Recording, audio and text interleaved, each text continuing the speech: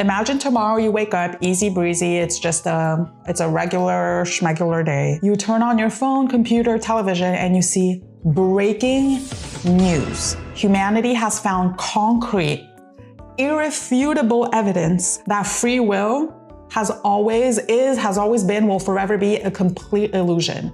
It's a fallacy, it's fake. Everything humans have ever done has always been predetermined, and there's nothing to change that fact. What do you think would happen on a societal level, like in the world, in the following days, weeks, months, and years following that news? How do you think you would react on an individual level? Of course, you're going to talk with your friends, family, check online for the reactions, whatever. But after a little while, do you think that you would just resume your life, go to work, whatever? Or do you think that you would just give up because what's the freaking point?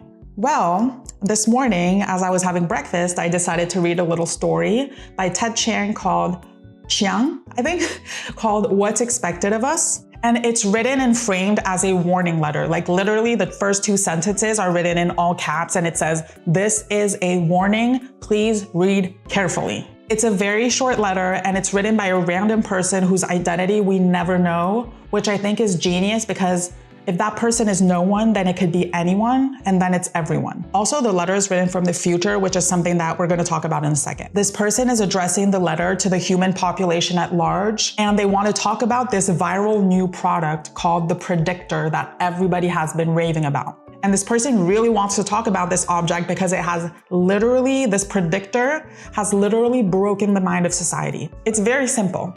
This object, the predictor, it's a remote about this size, and it only has 2 things.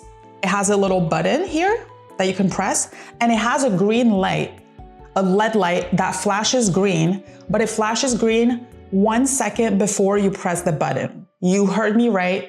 It flashes before you press the button. The letter reports that by the time the people who receive the letter from the future are reading it, this predictor has already probably sold a couple millions of units. The letter doesn't explicitly list all the things that humans have tried to click the button before the light flashes, but they've tried anything you can imagine. Like I'm sure people at home just tried like keeping the hand on the button and trying to trick the machine and do mind games by thinking of something else completely and then just like all of a sudden clicking the button. But the green light above it will always flash exactly 1 second before you press it, no matter what you do. Even if the top engineers like invented this contraption that acts like a finger and clicks 1,000 times faster than humans, none of it works. The reason for this is that the very essence of the predictor is that it works with something that is called a negative time delay, meaning that unlike anything that we know, the reaction comes after you click the button. It comes after the actions. It's as if your light would turn on right before you click the switch, or as if your television would turn on right before you click on the remote. As you probably have understood by now, the implication of such an object being created and existing is catastrophic on society because it proves beyond any doubt that free will is a complete illusion and that we are merely, as humans, we're merely meat suits that act and live out a script that has been written for us by who knows who or who knows what. This realization is so hard to fathom. It is so disturbing and just like mind-breaking, and that the author reports that by the time he is writing this letter, 1/3 of the population has been hospitalized with a condition called akinetic mutism, which is basically a fancy term to describe a waking coma. Why? Because a bunch of people, once they realize that no action that they ever took or will ever take is theirs, they decide, okay, I will no longer take a single action ever again. Therefore, they become essentially a vegetable and they have to be fed, cleansed, etc., by force, ironically. The irony is that the very existence of the predictor proves that even the fact that they decide to go into this akinetic mutism, this waking coma, has been predetermined, which is so dark. I don't know, it's kind of like if someone told you about the fact that you were going to be in a terrible accident in the future or that you were going to die in 3 months or something like that. Fuck that. Now, back to what I was saying in the beginning, that the writer is essentially able to write to humanity from the future, exactly 1 year in the future, because he explains in the letter that humans have studied the predictor to then extract its negative time delay technology to then build communication devices that would then enable them to contact the past. As I said, the letter is very short, and the author ends the letter with a very powerful message, which I will read to you verbatim because I couldn't paraphrase it. Like, I wouldn't do it justice by paraphrasing. My message is clear. Pretend that you have free will. It's essential that you behave as if your decisions matter, even if you know they don't. The reality isn't important. What's important is your belief. And believing the lie is the only way to avoid a waking coma. Civilization now depends on self-deception. Perhaps it always has. Damn. He ends by saying that he is well aware that even him sending this letter as a warning wouldn't change anything, and it's completely futile given the fact that free will is all an illusion. But why does he decide to do so nonetheless? Because he has no choice. Even that was predetermined. Now, let me tell you, I just wanted a cute little story to accompany my breakfast. I was not ready. I was eating my breakfast and I finished because it's so short. It's like barely 10 pages, this story. I was like, it is such a good metaphor for our reality. How many times have you thought about the fact that your future is predetermined? It's predetermined by the family you were born in, by the country you're born in, by the time you're born in, by your class, your gender, your sexual orientation, your race, the political and economic state of the world. Love you, Jaden. You were so real for that and truly ahead of your time. Or how many times have your precious personal opinion and personal taste in art, food, music, even your opinions about other people, how many times have those changed after seeing said opinion and taste replicated by all the people around you and hundreds, thousands of people online? Is anything that you care about right now really a result of free will? Or are you just a meat suit that is living out a script that was co-written by your algorithm and the social environment that you live in? And every time you do think about that long enough, don't you at least for a short time lose motivation and become a little bit, feel a surge of laziness just come over you? Isn't this so-called state of akinetic mutism described in the letter, isn't that just a metaphor for the ever-increasing rates of depression that we've been seeing worldwide? Isn't deep depression in its very essence, isn't it just a waking coma? This might just be me, but thinking about it, I feel like not only, obviously the most striking resemblance is with depression, but I feel like a certain form of akinetic mutism can also be seen in people who decide to just try to repress and suppress their desires and emotions altogether. For instance, when a person who was a normal member of society decides to become a hardcore Buddhist to the point where they decide to become a monk and cut themselves off completely from civilization and society, and they go live the rest of their days in a monastery, sometimes never talk again, in order to suppress any desire. Or there are some people who decide to take very strong antidepressants because they say that they're tired of the ups and downs and they just want to feel flat.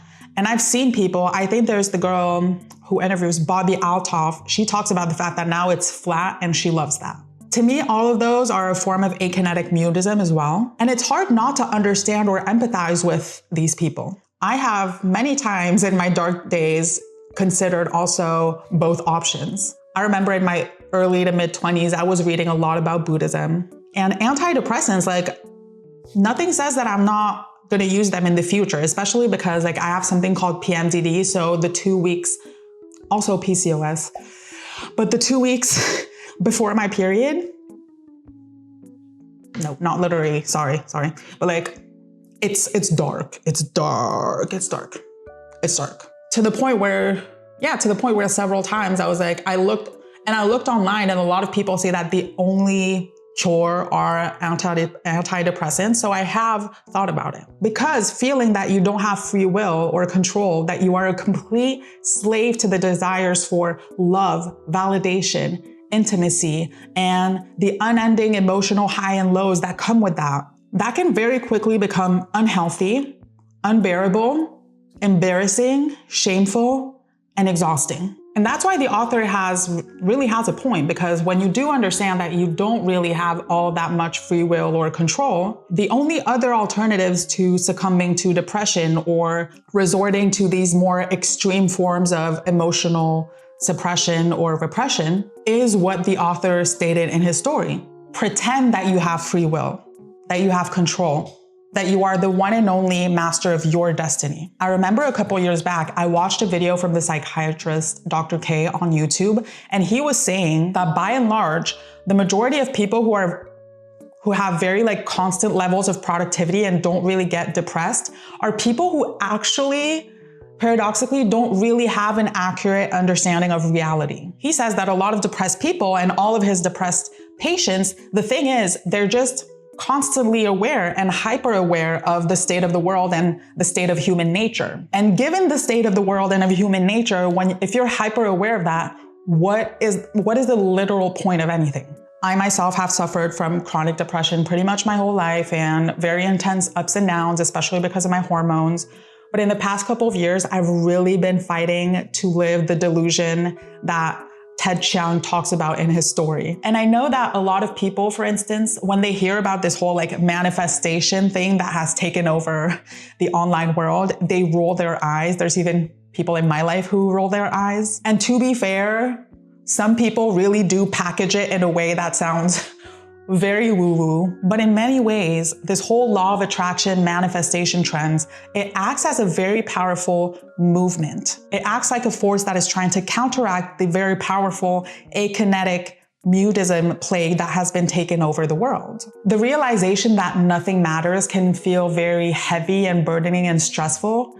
But if you think about it, it can also feel extremely freeing. To be honest, I'm often shifting between these two states, the states of nothing matters and nothing matters. But the second one is so much more freeing and empowering that I really try to tap into that one, obviously, as much as I can. So make the choice, believe it's a choice, that free will, to pretend that free will exists. Believe in the butterfly effect.